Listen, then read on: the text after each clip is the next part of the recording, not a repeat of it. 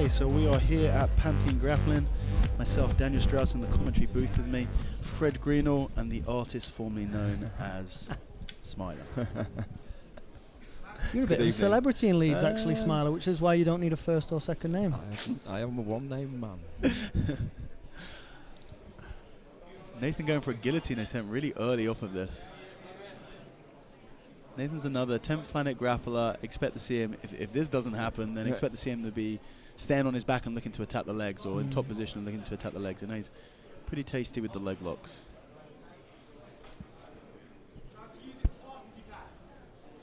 Yeah, it looks like Shay's hanging in there, but now... He switched this into a Bravo now.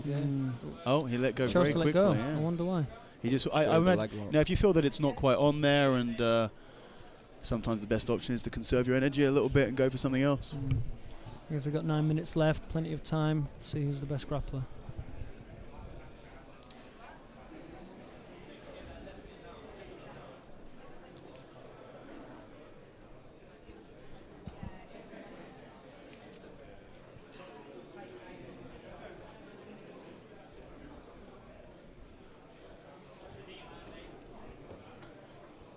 So Shay's definitely attempting those Berimbolo type. Yeah, he's looking to tie up the legs. You can see, happy to sit on the ground, immediately looking to tie up the legs here. Nathan doing a very good drop, into a leg drag position, sat backwards, attempted a quick heel hook there, but...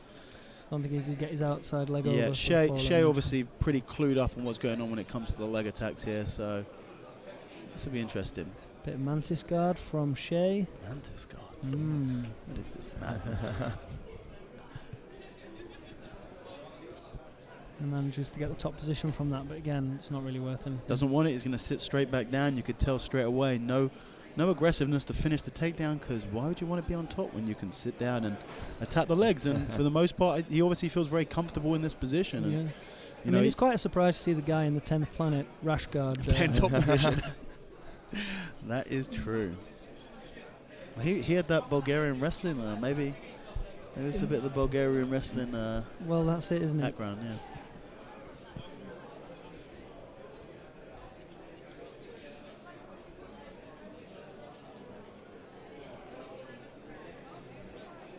And looking to come underneath here. He's going to try and roll through for a leg or even for a back take here. But just not deep enough on the legs. He hasn't really got great control of them. No, I feel like he's consistently again, below stands the up, knees. expect for him to let go and sit back down. Yep. There we go. There we go. Right on cue. If it ain't broke, don't fix it. When it comes to Shay Montague. Does he need to control the knee line more, though? Yeah, he needs to get deeper. He's only just getting the ankles, but you know, it's hard to get in. Nathan's very clued up to the leg attacks. He's not going to be, he's aware, and when Shay's trying to lock this up, he is pulling his leg out of the dangerous position. Shay underneath here, like a there's just too much distance. Yeah, there's too much distance now. Okay, we're going to see him play a little bit of top game. Pass. Okay.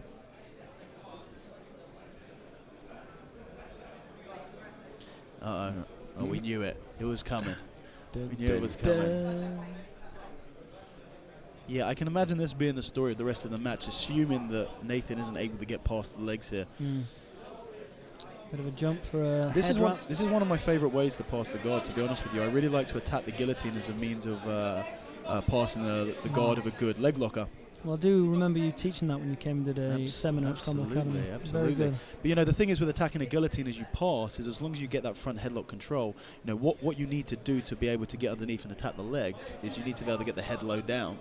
So if you can control the head, then it stops the person from being able to continue their attacks with the legs. But he's done that twice now, and I think he's having the most success that he's had when he's tried to pass. Shay's open guard is just very, very good, very flexible, very mobile. He obviously is so comfortable off this back position.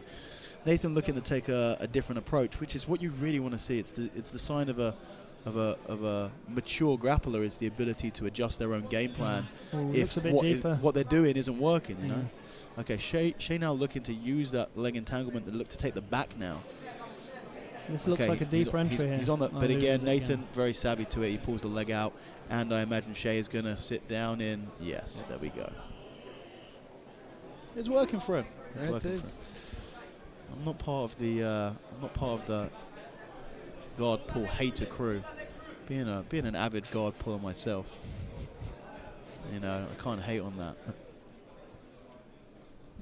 But the difference is kind of wanting to pull guard even if you have top position. He keeps on taking this foot control standing and not really wanting to pass the guard here. I mean, it seems funny because, you know, if you aren't going to try to pass from there, the reason you'd hold your opponent's foot is to stop them from being able to stand up and do a technical stand-up, right? But then he's allowing his opponent to stand up anyway and sitting down himself, so I don't really know what the game plan is there. Well, this is the most amount of time he's stayed in the top position now. Be interesting to see if he can get past the legs of Nathan Kay. This is actually, it's quite funny because they do have very similar styles, both in their in their open guard and also in their guard passing. To be honest with you, they're looking to play from quite far. They're not looking to cut in and pressure pass too much. They're looking to here we go, and reversed again. They're looking to kind of to pass quite loose. So again, this is a Mantis type guard, but he hasn't got the underhook on that right leg this time. But I think Shay's kind of going. Okay, he has a straight footlock position now. Yeah, it's like Kayotera made this footlock. Okay, could be a pretty effective footlock. He's going to have to straighten Nathan's leg out for. Yeah, for Nathan's already managed to smart enough to pull the foot out of that position. Craig Jones got a boogeyman with a savage. One of those at Quintet. Did you see it? Who's Craig Jones? Craig. He looked like he'd the boogeyman been zapped with a taser.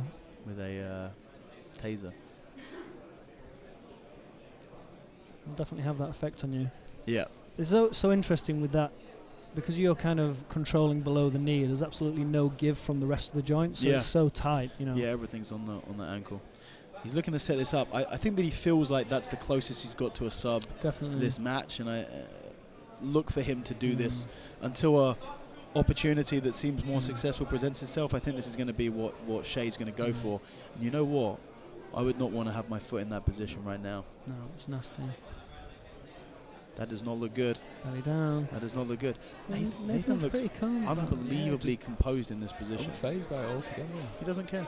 Do you know what? When it comes to the footlocks, a lot of the time, using it itself in triangle is really nice. That was nice, really nice. When it comes to the footlock, sometimes you just have to have a conversation with yourself. And you go, am I going to tap to this? No? Okay, well that's sorted then. There's nothing that's going to happen where I was going to tap to this. With the straight ankle lock, it's one of those things where I can take this. Yeah. Well, it's funny, isn't it? Because I remember you mentioned Craig Jones earlier, but I had a conversation with him about this. I know that he hasn't really had any notable achievements, so I can see no impact on the sport. Yeah. But you know, the top guys, especially the ones who are doing it professionally, like yourselves, Dan, they will have that conversation and they will take a pop. You know, if it's a big enough match, they will take a pop. I'm not sure at purple belt whether I'd be risking it myself, but well, this is an important match to these guys. Yeah, I'm sure it is. On any level, all matches are important to you. I definitely advise against them letting their joints pop to win. But that is the gravitas that a show such as Pantheon Grappling has. True. They're willing to sacrifice life and limb in the pursuit of victory. A back take here. Nathan thought he was going to run away, but no. He latched onto the back, immediately looked to... He's bringing his shins on the inside of the legs. He's trying to make Nathan fall onto his back so he can attack the back position. Unfortunately, he runs him straight off the mat. I wonder if they're going to start split or whether they're going to start from the same position. Yeah, they're starting from the same position. Should be. Well done, ref. Yeah, Nathan too steady here to be pulled to the back position. I feel there are more effective takedowns than that. There are. Sitting down here, that is not one of them. No. 1 minute left of the match. I don't see a sub coming here. But again, he's still look, it's the closest that anyone's got to a sub this definitely, in this fight, so but you wouldn't tell from looking at Nathan's face. He's got a great game. The poker face is there. Marcelo in an interview said you've always got to breathe through your nose so that you don't have any facial expressions. Okay. You know, can't have your mouth open in case you like grimace or anything. So he's obviously taken a leaf out of his book.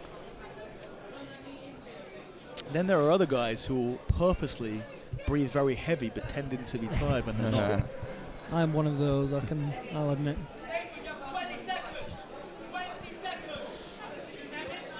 I wish I was pretending to breathe heavy when I was breathing heavy. I have no option.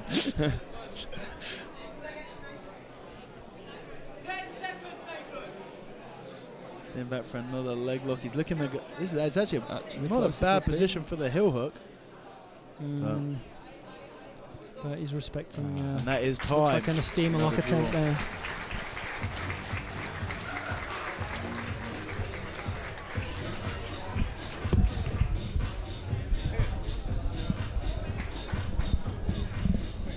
This bout is declared a draw.